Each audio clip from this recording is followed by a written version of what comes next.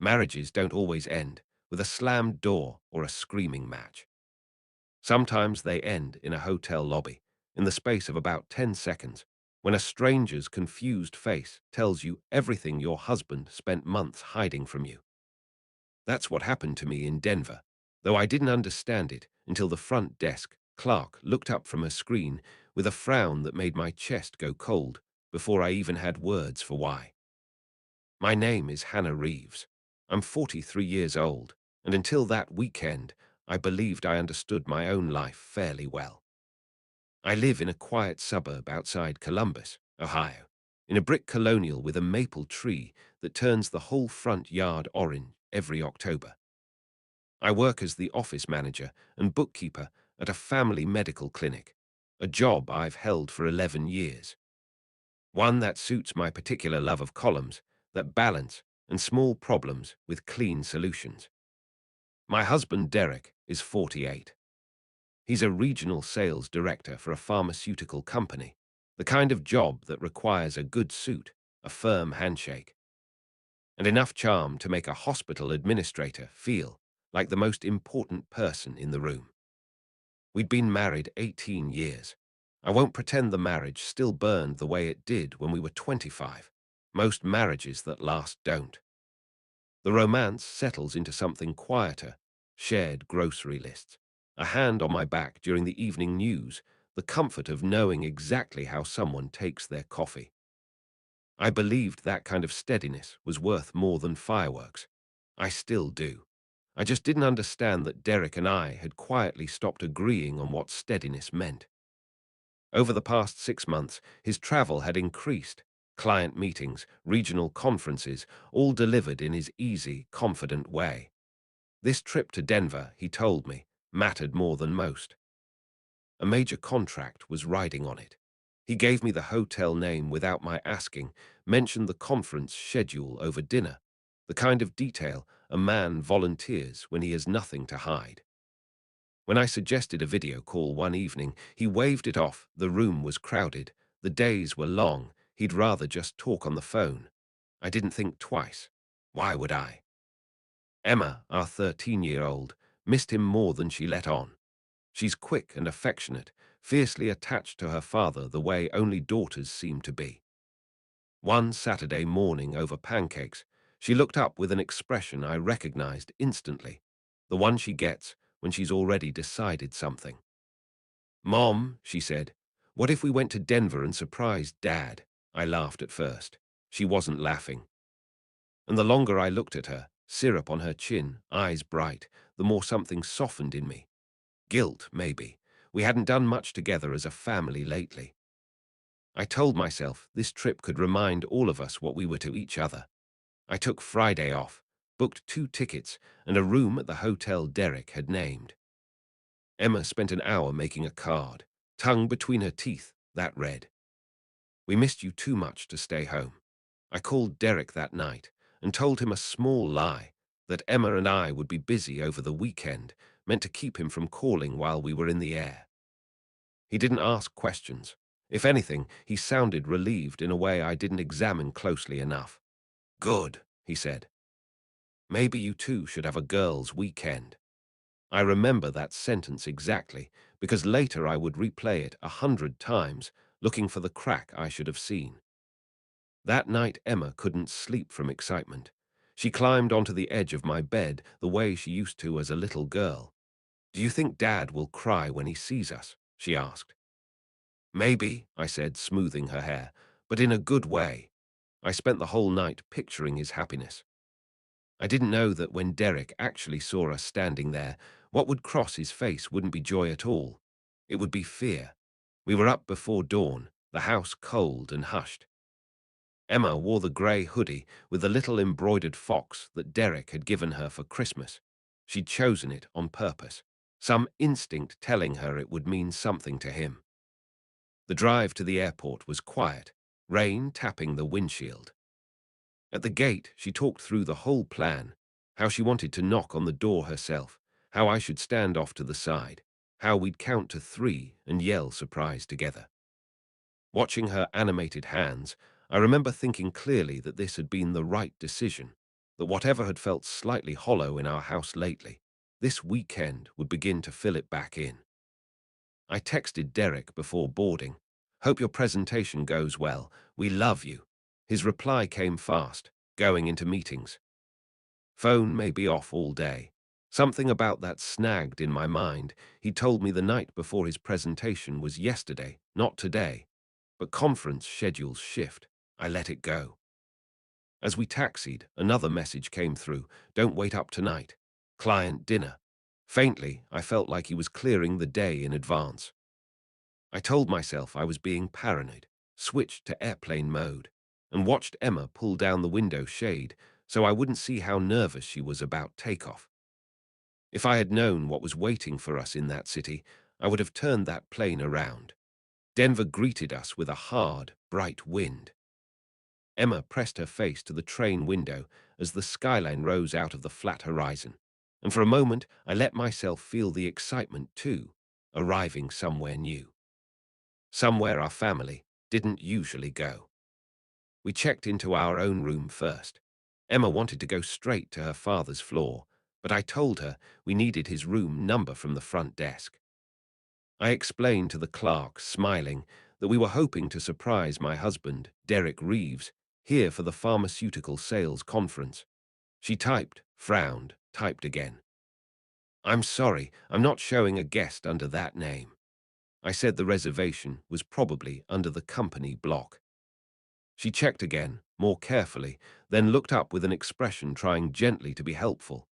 "The sales conference checked out yesterday afternoon." I stood there without saying anything.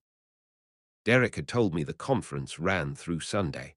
The words simply didn't fit into what I already knew, like a puzzle piece forced into the wrong slot. I told myself there had to be an explanation. Emma was a few feet away, still hugging her card, watching the door the way you'd watch for a parade. I called Derek, straight to voicemail. Then Emma suddenly pointed through the tall windows facing the street. "Mom, isn't that Dad?" I turned. Across the street, in the grey afternoon light, a man in a familiar brown coat was walking toward the glass doors of a service apartment building, the kind executives rent by the month. I would have known that walk anywhere. 18 years of watching a man cross a room teaches you the shape of him, even through glass, even in a city that wasn't ours. But he wasn't walking in alone. A woman had her arm looped through his, laughing, her head tilted toward his shoulder in a way that made my stomach drop before my mind caught up. I stepped between Emma and the window, murmuring something about the light playing tricks, but I knew. I knew the coat, the brown wool one I'd bought him at an outlet mall, complaining the whole drive home about the price. I knew the way he carried his shoulders forward, like he was always walking into a meeting he needed to win. I knew the leather bag at his side, the one I'd given him for his 45th birthday, his initials stitched into the strap. Emma wanted to run across the street right then. I told her we should get settled first, let Dad finish whatever he was doing. I needed a few minutes to understand what I'd seen before I let it anywhere near my daughter. Back in the room, I called Derek again. This time he answered with a text instead, "Still in meetings." "Can't talk." Those words had arrived only minutes after I'd watched him disappear through glass doors with a woman on his arm. There was no gentler interpretation left. I asked Emma to stay and watch TV while I went down to sort out a mix-up with Dad's reservation. She agreed, already reaching for the remote. And I walked out into the hallway, feeling like I was moving through water. I crossed the street and sat in the corner of a small cafe inside the apartment building, ordering coffee I had no intention of drinking, watching the elevator bank. 20 minutes later, the doors opened. Derek walked out with the same woman, both dressed for dinner now, her in a fitted black dress, him in the navy jacket I'd steamed for him myself before he left. This wasn't two colleagues finishing a meeting. This had rhythm, habit, the ease that only comes from repetition. He rested his hand at the small of her back. She kissed his cheek, light and familiar, and said something I wasn't meant to hear, but did. Once the divorce is final, we won't have to keep doing this. I stood up. My legs moved before my mind fully processed the sentence. I said his name, flat and clear. Derek. He turned, and I watched his easy, practiced calm slide off in an instant, replaced by raw panic. "What are you doing in Denver?" he asked, as if I were the one who owed an explanation. "Our daughter wanted to surprise her father," I said. His face went the color of the sidewalk. The woman looked at me properly now, taking in my coat, my face, searching for context. "I'm Hannah Reeves," I said. "Derek's wife." I watched the words land on her like something physical. Her arm slid away from his. She introduced herself, Vanessa, though I barely registered it then, and I could see plainly that she was as blindsided as I was, just from a different direction. Over the next few minutes, in halting, disbelieving fragments, the shape of what Derek had built came into focus. Vanessa believed Derek, and I had been separated for nearly a year, living in different houses, with divorce papers filed and simply awaiting a judge's signature. He'd even shown her a photograph of documents spread across a kitchen table she assumed was his own. I had never seen those papers. I had certainly never signed anything. Vanessa's face shifted from confusion to something colder as the truth settled over her too. She hadn't just been lied to about a marriage. She'd been made complicit in a fiction she never knew existed. Derek tried to say something about a complicated misunderstanding. I didn't raise my voice. I didn't need to. "How long have you been telling people our marriage was over?" He didn't answer. He didn't have one, or if he did, he wasn't brave enough to say it out loud in front of two women who had each trusted him with a version of the truth he'd invented for his own convenience. My phone buzzed. A message from Emma, 13 years old, still holding a homemade card 4 floors above a life she had no idea existed. "Mom, when can we surprise Dad?" I looked at Derek, guilt written plainly across a face I'd known for 2 decades, and understood that the hardest part of this day wasn't what I just witnessed. It was walking back across that street and figuring out what to tell the little girl who still believed her father was going to cry happy tears when he saw her. Before I left, I told Derek quietly that Emma hadn't seen anything and that he wasn't to come to our room until I decided how, or whether, to tell her something had gone wrong. He tried to follow, already reaching for some explanation he thought might soften it. I stopped him at the revolving door. "You had months to explain," I said. "You chose to lie instead." Upstairs, Emma looked up from the cartoon on low volume and read my face the way children do before you've said a word. She asked why we weren't going to see Dad's room. I told her his plans had shifted because of work, that he was staying somewhere else nearby. It wasn't a full lie. It wasn't the truth either, and I hated being the kind of mother who had to choose which one to give her. "Did Dad do something bad?" she asked, with the directness only a child manages. "Your father made choices that hurt our family," I said. "I'm still trying to understand them myself." About an hour later, there was a knock. Emma ran for the door before I could stop her, but slowed when she saw both our faces, mine carefully composed, Derek's roar in a way I'd rarely seen. She still handed him the card. He unfolded it slowly, read the words in her careful, looping handwriting, and something in him broke open. For the first time all day, I believed what I saw on his face was real, the beginning of understanding what his choices had cost. She asked why he'd told us he was in meetings when he wasn't even at the conference. He fumbled for an answer that never arrived.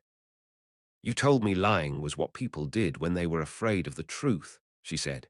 He had nothing to say to that. Neither did I at this point. I thought the worst of that day was over. I had no idea it was only the beginning. Later that evening, after Derek left and Emma had finally fallen asleep, my phone lit up with a message from an unfamiliar number. It was Vanessa. She'd found my information somewhere, social media, maybe an old business card, and said she wanted to tell me everything.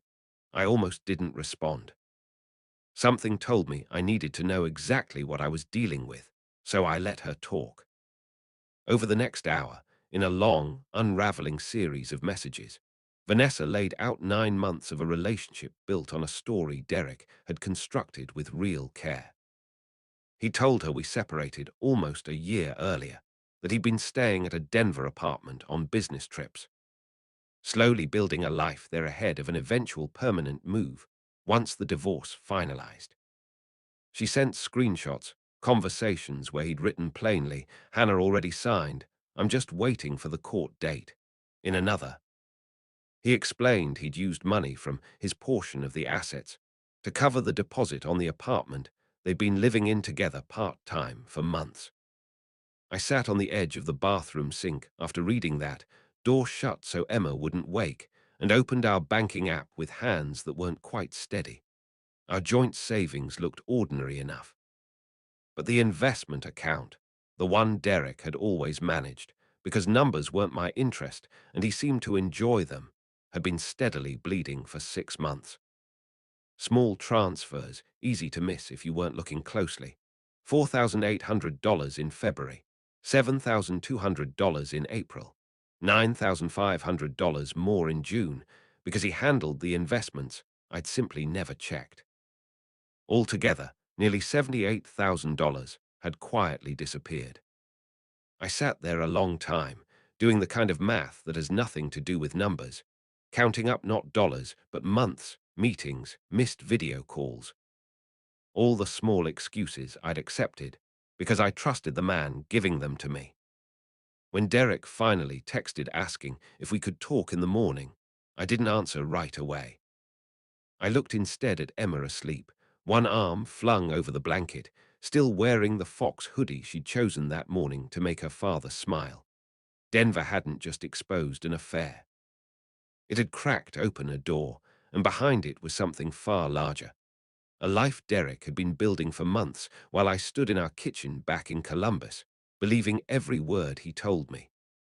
We changed our flights and flew home the next morning. Derek stayed behind, saying he needed to sort things out with work, though I understood by then he simply didn't have the nerve to sit beside us on that plane. Emma didn't talk much on the flight. The card sat folded at the bottom of her backpack. I told her, as steadily as I could, that whatever happened between her father and me, she would never be abandoned. I meant it. I still do. Once home, I didn't fall apart the way some part of me wanted to. Instead, I got organized. I backed up every bank statement I could find, photographed our tax returns and mortgage documents, changed the passwords on my personal accounts, kept copies of birth certificates and passports somewhere Derek wouldn't think to look. I didn't drain a single joint account. I didn't destroy anything that belonged to him. I didn't post a word of it online. Some instinct in me understood, even in the rawest hours of that week, that how I handled this would matter, not just for the divorce, but for the woman I'd still have to look at in the mirror afterward. I found a divorce attorney named Diane Whitfield through a coworker who'd gone through her own separation. Diane was calm in a way that felt almost clinical, which I needed badly. She told me not to confront Derek further until we'd secured our financial footing. Money moved during a marriage generally still counts as shared property, regardless of whose name is on the account. She recommended a forensic accountant, explaining that if Derek had used joint funds to support a relationship outside our marriage, that spending could be factored back into how our assets were divided. She also cautioned me, gently but firmly, not to block Derek from seeing Emma unless there was a genuine safety concern. Punishing him through our daughter would only cost Emma more than it cost him. In a moment of raw honesty, I told Diane some part of me wanted him to lose everything. She looked at me evenly. Your goal isn't to destroy him. Your goal is to keep him from destroying what remains. The forensic accountant confirmed what I already suspected, and then some. Nearly $78,000 had moved into personal accounts Derek controlled alone. Some covered rent on the Denver apartment. Some went toward jewelry, weekend trips, a deposit meant to secure that apartment as a permanent residence. Worse, several of those trips had been submitted to his company as legitimate business travel and reimbursed. And tucked in our shared cloud storage, a folder we'd used years earlier for wedding photos, was a draft separation agreement Derek had apparently been quietly assembling. In it, he proposed I keep the house, but take on the full mortgage myself, while he kept the bulk of his retirement account and relocated to Denver. Emma, in his draft, would see him during select holidays, as though her presence in his life were a line item to be scheduled rather than a relationship to be protected. Derek came home 3 days later, likely expecting tears or shouting, maybe even a version of me begging him to stay. Instead, I had the financial documents laid out on the kitchen table. He glanced at them and immediately claimed the money was a personal bonus, separate from our shared finances. I reminded him calmly that the funds had gone into our joint account first, before he quietly redirected them. He accused me of violating his privacy by looking too closely. Privacy is closing the bathroom door, I told him. This was deception. He didn't have a response for that either. A few days later, Diane formally notified Derek that I had filed for divorce and was requesting a temporary order to protect our remaining shared assets. He read the letter, standing in the same kitchen where we'd eaten 1,000 ordinary dinners over 18 years, and looked at me with an expression somewhere between disbelief and grief. "You're really going to end 18 years over one mistake?" he asked. I thought about Denver, the hotel lobby, the apartment building, Vanessa's arm looped through his, the draft agreement hidden in a folder meant for wedding memories. "Denver wasn't one mistake," I said. "It was where I finally saw all the choices you had already made." I watched something in his face give way, not quite acceptance, but the first crack in the story he'd been telling himself. Derek moved into a rented apartment across town. For the first few weeks, Emma refused to see him. I never pushed her toward forgiveness, but I did encourage her to talk to someone. A family therapist Diane recommended, Dr. Bennett, who specialized in adolescents navigating divorce. Derek texted Emma every day. She read the messages. She didn't answer most of them. Vanessa, for her part, sent everything she had to Diane: months of texts, apartment receipts, photographs, even the doctored image of divorce papers Derek had shown her. She cut off all contact with him completely. When she reached out to apologize to me directly, I didn't have much anger left for her. "You believed the same man I did," I told her. "The difference is I believed him for 18 years. Derek's company eventually noticed the pattern in his expense reports: personal trips to Denver quietly logged as client visits, hotel charges that didn't match any calendar entry. There was no dramatic arrest, nothing from a television drama. He was suspended pending an internal review, required to repay the misused funds, and stripped of his management title. Rather than wait for the investigation to conclude publicly, he resigned. He blamed me at first, as though I'd filed his expense reports for him. I reminded him, without raising my voice, that I hadn't contacted his company at all. His own paperwork had done that on its own. The settlement negotiations stretched over several difficult months. Derek initially wanted to keep the bulk of his retirement account and have me sell the house outright. But the forensic accounting told a different story. Nearly $78,000 diverted toward a life outside our marriage. Money the court would treat as part of his share rather than an untouched bonus. In the final agreement, I kept the house, provided I could refinance the mortgage in my name alone. The retirement account split according to state guidelines. Derek agreed to contribute to Emma's therapy and future school expenses. Custody was arranged with an emphasis on stability for her, not convenience for either of us. There was no courtroom scene worthy of daytime television. The real weight of everything settled instead in a quiet conversation Derek and I had after mediation, standing near the elevators of an unremarkable office building. both of us worn thin. "I never meant to lose my family," he said. "You didn't lose us in Denver," I told him. "You spent 9 months building a life that didn't include us." He asked quietly if I thought I'd ever forgive him. I considered it honestly, because I owed him that much even now. "Forgiveness may come later," I said. "Trust is not coming back." He nodded slowly, like he'd expected that answer and hated hearing it confirmed anyway. We rode the elevator down together in silence. Two people who had once built an entire life out of small, ordinary days, now dividing that life into folders and signatures. Outside, Emma was waiting in the car. She rolled down the window as I approached, her expression somewhere between hopeful and braced for bad news.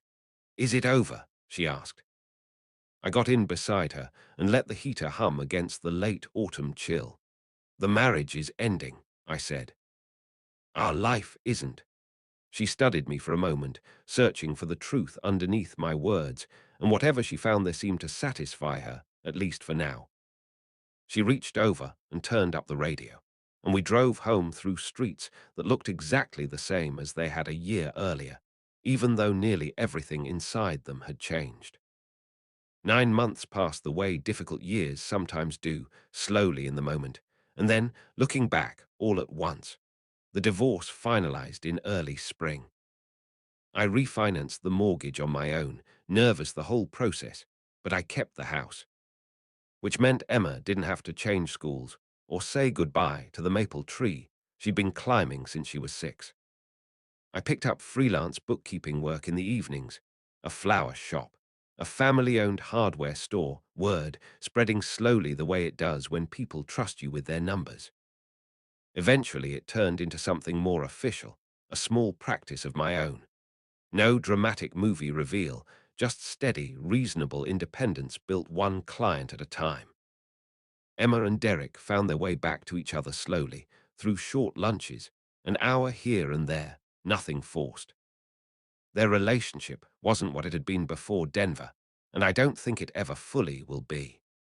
He wasn't handed forgiveness the moment he asked for it, and to his credit, he didn't expect it to work that way.